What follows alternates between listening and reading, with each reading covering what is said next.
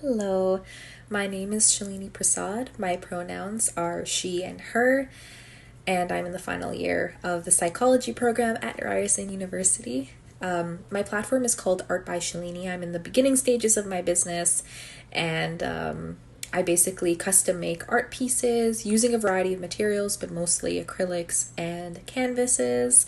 But I custom make canvases, glass paintings, explosion boxes, and even any other requests that you have.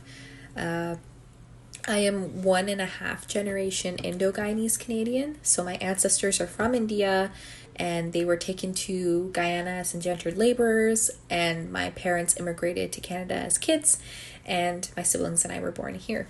So yeah, I'm just very excited to dive into today's topic and just answer some very interesting questions and explain to you my unique Indo-Guyanese experience. Again, I'm just really excited to talk about gender norms and expectations, and specifically answering the prompt of how have these norms and expectations evolved from childhood to young adulthood.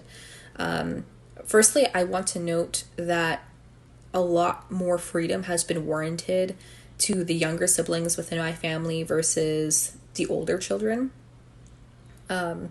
Because of today's society and also because of our parents' parenting technique continuously evolving, I feel like when they were, first-time parents with my first 3 or even 4 oldest siblings, their parenting technique was very different. But I feel like as they've acknowledged the benefits of kind of going with the flow and adapting to society and continuing to grow, their parenting techniques have done so as well. And because their parenting technique has evolved, I feel like their mentality surrounding trust has evolved, specifically the way in which they trust their kids and what that trust entails. And this change in mentality has really benefited my younger sister and I the most, just because as my older siblings continue to grow and continue to get older, they kind of benefited from my parents' renewed mentality a little later on. So predominantly like in their late 20s and like early 30s.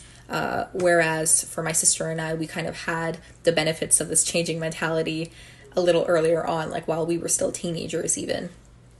And yeah, I really want to talk about that right now. So yeah.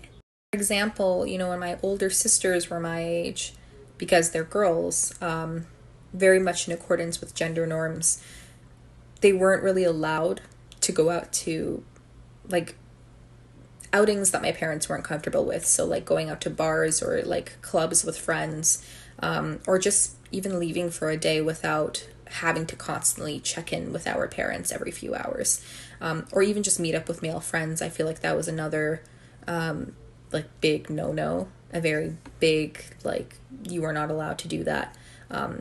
Whereas for my younger sister and I, it's much more acceptable for us now to have experiences with friends who are males, even with friends that my parents don't know very well.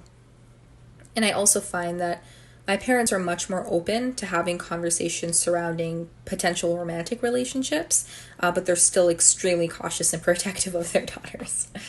And it's also important to make sure that people know that it's not that they're not protective of their sons, they are. I just think that there's more blind trust put into the sons of the family versus the daughters. Again, they're just very continuously working on that. And I also feel like the way that, I'm speaking for myself, but a big